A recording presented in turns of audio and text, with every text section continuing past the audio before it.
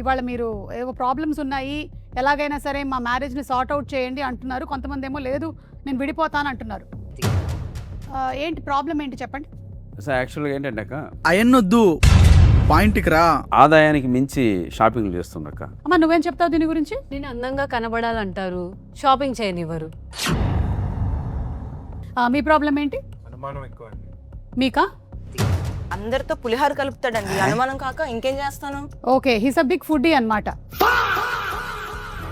ఈసారి కలిపినప్పుడు నాకు ఒక డబ్బా పంపించు. ఓకే, డబ్బా నేను తిరిగి పంపించేస్తాను. బాబు నీ ప్రాబ్లం ఏంటమ్మా? అయిపోయిన ప్రతిదాన్ని తవ్వి బయట చేస్తున్నాను. గార్డెనింగ్ చేస్తూ ఉంటుందా? తనకి ఏదైనా గర్ల్ ఫ్రెండ్ ఉందని? ఎస్, ఒకళ్ళు కాదు, 2-3 ఉన్నారు గర్ల్ ఫ్రెండ్స్. ఓ, ఈ రోజుల్లో ఒక్క గర్ల్ ఫ్రెండే కష్టం అయితే ఇతనికి 2-3 గర్ల్ ఫ్రెండ్స్ ఉన్నారు. అమ్మా అమ్మా కొంచెం మంచిగా మాట్లాడు. డైవర్స్ ఇప్పిస్తావు కదక్క.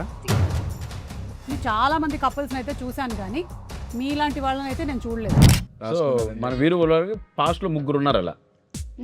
ఆ 3 కాదని ఇప్పుడు ఒక ఆవిడని చేసుకున్నారు. ఇది ఇంట్లో చూసినట్టే అంతే అండి.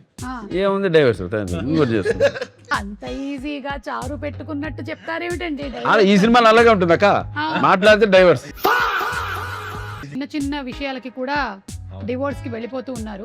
డైవర్స్ కి వెళ్ళిపోతే పర్లేదు అక్క, కుక్కర్లో ఉడకబెడుతున్నారు, డ్రమ్ముల్లో పెడుతున్నారు, మా ఇంట్లో కూల్ డ్రింక్ ఇస్తున్నారు. కుక్కర్ లేదు.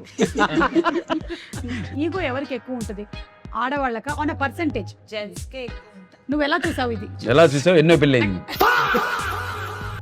మా డాడీకి కూడా చాలా ఈగో ప్రాబ్లం, మేల్ ఈగో. కలిసే ఉన్నారండి వాళ్ళిద్దరు ఇప్పుడు? అలాగే ఫీమేల్ ఓరియంటెడ్ టైటిల్ నేమ్స్ మాత్రమే చెప్పాలి. 6 ప్రతి ఒక్కరు.